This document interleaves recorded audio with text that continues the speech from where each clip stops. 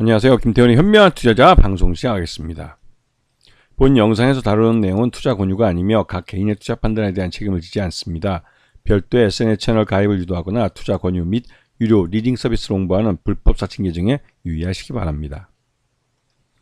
자, 오늘은 이 우크라이나 재건 관련주에 대해 좀 말씀을 드릴 건데요. 이게 이제 우크라이나 재건 비용이 점점 더 불어나고 있습니다. 이거는 이 우크라이나 동부 지역에서 광범위하게 전쟁이 벌어지고 있고, 또 러시아가 최후의 이런 그 땅을 더 차지하기 위해서 이 우크라이나 내부 지역에 대한 드론과 미사일 폭격을 더 많이 늘리면서 그 말 그대로 그 폭격 한 번 할 때마다 재건해야 될 건물들이나 그러한 지역이 더 넓어지기 때문에 발생한 현상이죠. 그래서 지금 유럽에서 세계은행이나 이런 데서 이제 이 재건 비용을 산정하는데, 이게 이제 2023년에 벌써 이제 4,100억 달러를 넘어서고 있고요. 지금 2024년에는 이보다 훨씬 더 많은 비용이 들어가게 되겠죠. 그 우크라이나 사회 그 기반 시설 피해 보면 이게 2022년 전쟁 초기에 그 추정한 건데도 이게 뭐 지금은 여기 한 두세 배는 아마 더 늘어났을 겁니다. 이러다 이제 작년에 이거 6월 달인가요? 7월 달인가? 그때 이제 윤석열과 김건희가 이제 그때 이제 우크라이나를 방문했는데요. 그 전격적으로 이제 키이우를 방문했고, 그에 대한 답방 형태로 제렌스키 대통령의 부인이 그 우리나라를 찾았습니다. 그때도 이제 우리나라에서도 이 우크라이나 재건에 대해서 뭔가 확실하게 뭐 해주겠다는 말들 했고, 이때 같이 왔던 외신들, 그러니까 우크라이나 언론들이죠. 언론들이 이 한국 정부로부터 이 재건 비용을 지원받기로 했다, 뭐 했고, 이게 이제 전례 없는 이제 그 약 80억 달러 정도의 자금을 아주 낮은 저리에 차관으로 공급받을 수 있게 뭐 구두 합의를 했다, 뭐 이런 식으로 얘기가 나왔죠 그때.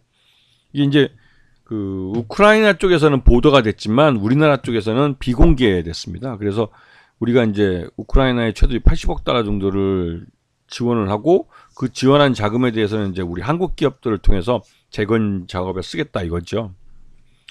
그리고 이제 여기에 대해서 당시 이제 건설교통부, 그러니까 교통부 장관이죠. 교통부 장관이었던, 그러니까 국토교통부 장관이었던 원희룡 전 장관이 직접 이제 우크라이나 정부 사절단을 만나서 이 재건 사업 참여에 대한 그 얘기들을 했었고요. 그리고 이거 외에도 이제 윤석열 대통령도 직접 그런 말을 했었죠.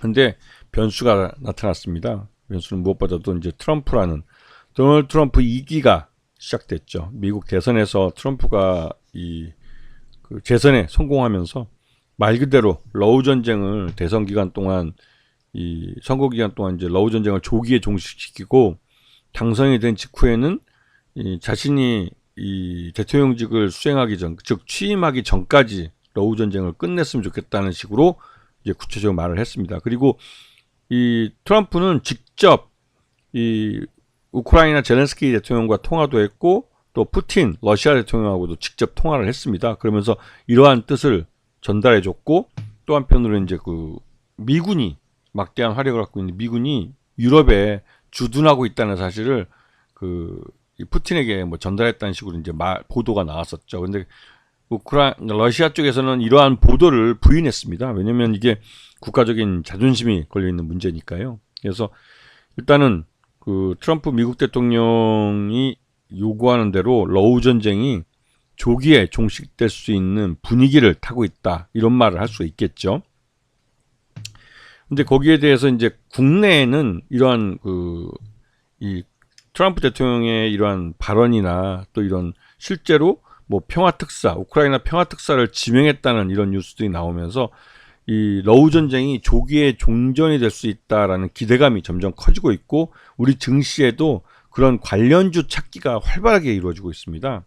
그래서 보시게 되면 TYM 같은 경우는 우크라이나 국회의원들이 우리나라를 방한한 상태에서 이들이 TYM이라는 회사를 방문을 해서 이제 실제로 이제 그 우크라이나가 재건 사업을 한다면 TYM이라는 회사가 어떠한 서비스를 해줄 수 있는지, 또 그리고 이 TYM이라는 회사가 갖고 있는 이 능력, 이런 것들을 눈으로 직접 확인을 한 것이죠. 물론 그 우크라이나라는 나라가 그 전쟁 전에도 그 이 동구권에서는 그래도 서구에 좀, 그러니까 구 러시아권, 구 소련권에서는 이 서방과 친하게 지내고 서방권을 활발하게 받아들이던 그런 나라였습니다. 그렇지만 여전히 이들이 볼 때는 우리나라 기술 수준이 굉장히 높은 나라로 보일 수밖에 없는 것이죠. 그래서 그렇게 그 우크라이나나 구소련 이쪽은 여전히 20세기 그 수준에 머물고 있고, 우리나라는 벌써 21세기 디지털 시대를 살고 있기 때문에 그 수준 차이는 굉장히 크게 날 겁니다. 그래서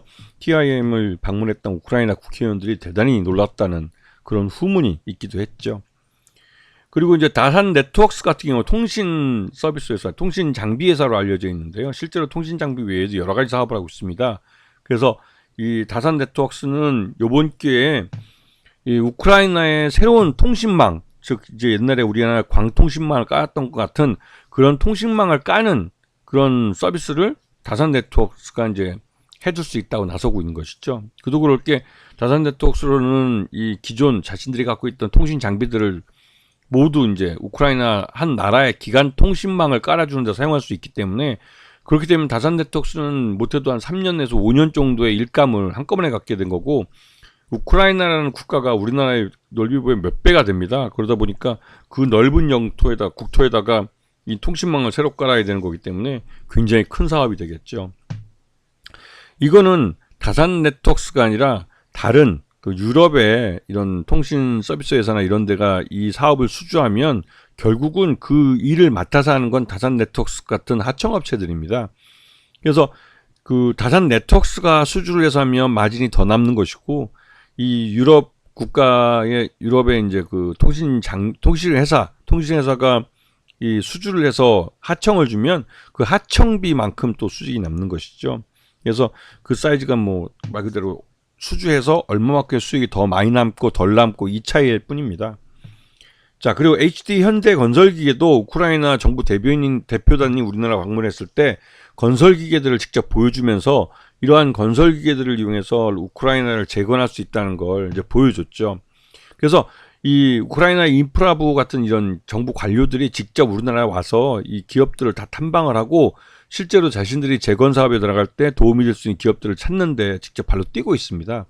그럴 때 이 HD 현대건설기 같은 경우 직접 찾았다는 점에서 의미가 있는 것이죠. 그 외에도 뭐 SG나 뭐 전진건설 로봇, 범양건의원 같은 그 토목회사도 있고요. 또 얼마 전까지 유명했던 다산이 아니라 그 삼부토건. 그 삼부토건은 뭐 말 그대로 이제 그 대통령이 우리 윤석열하고 김건희가 그 우크라이나 키이우를 직접 방문했을 때 이 주가가 뭐 거의 6배, 7배까지 올라간 적도 있었던 그런 종목이지만, 지금 현재로서는 직원도 월급도 못 주고 있어가지고 삼부토건은 뭐 상폐될 가능성이 높은 그런 회사로 알려져 있죠. 그 대신 뭐 범양건영이나 뭐 다른 토목건설업체, 남아토건이나 무슨 이런 그 다른 토목건설업체들이 시장에서 더 관심을 받고 있습니다. 왜냐하면 이 휴전을 하고 이제 러우 전쟁이 끝나면 특히 토목건설을 할 수 있는 회사들은 누구나 다 진출할 수 있기 때문에 그렇죠. 그리고 무엇보다 SG 같은 회사는 이미 우크라이나에서 도로 건설을 해본 경험이 있습니다. 우리나라 국내 아스콘 1위 업체이기도 하고, 그러한 면이 SG에 대해서 또 이제 시장에서 알려져 있고, 뭐 SY 스틸텍이나 다스코 같은 경우는 그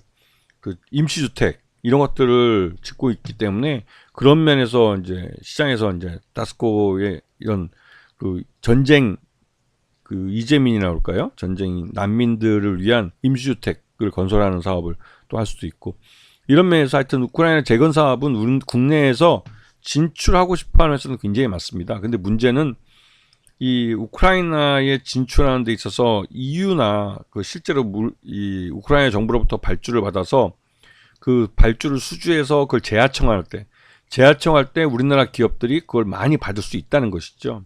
그래서 이제 뭐 이 우크라이나 바람이 좀 불 수 있는 그런 기대감이 있는 상태입니다. 근데 다만 전쟁이 지금 상태에서 우리 한국식 휴전이라는 방식으로 될 경우에만 그렇다는 것이지, 이게 그 젤렌스키가 끝까지 반대해서 버틸 경우에는 이 트럼프는 취임하자마자 우크라이나에 대한 지원을 끊어버릴 겁니다. 그렇게 되면 우크라이나는 자체적으로 이 러시아의 공격을 막아낼 방법이 없어요. 물론 이 나토, EU, 이 서유럽이 그 러시아군의 동진을 막기 위해서, 그러니까 서진을 막기 위해서 이 우크라이나를 추가적으로 더 지원할 수는 있지만, 그렇다 한들 그들이 서유럽이 지원해 줄 수 있는 거는 미국에 비해서는 뭐 한계가 있죠. 그러다 보니 미국의 그 우크라이나에 대한 지원이 끊긴다는 건 말 그대로 우크라이나 젤렌스키 정권이 와해를 가져올 수 있습니다. 지금도 그 서방이 지원해 주는 것의 상당한 양이 부정부패를 통해서 뒷구멍으로 사라져 버린다는데, 이런 큰 지원이, 미국이라는 큰 지원이 없어지면 그 우크라이나 내부에서 러시아 쪽으로 전향하려는 그 배신자들도 많이 나오고, 결국은 그 젤렌스키 정권이 무너질 가능성이 큽니다. 그렇게 되면 우크라이나가 러시아군에 의해서 이제 점령이 될 가능성이 큰데요. 그렇게 되면 우크라이나 재건 사업은 우리가 아니라 중국 업체들이 주로 수주해 갈 가능성이 큽니다.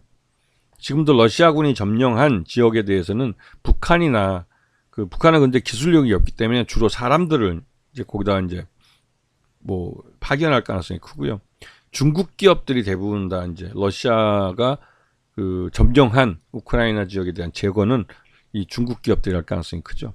그런 면에서 이 우크라이나와 러시아 전쟁이 어떤 식으로 끝나느냐가 가장 중요합니다. 그런 부분을 잘 봐야 되고, 지금 현재로서는 일단 이 트럼프가 제기하고 있는 한국식 휴전, 지금 각제가 점령하고 있는 지역에서 스톱하는 것으로 갈 가능성이 크죠. 그렇게 되면 이제 그나마 이제 젤렌스키 정부가 남아있는 우크라이나 지역은 우리나라 기업들이 참여해서 재건 사업에서 수익을 낼 가능성이 있다고 볼 수 있는 겁니다. 아시겠죠?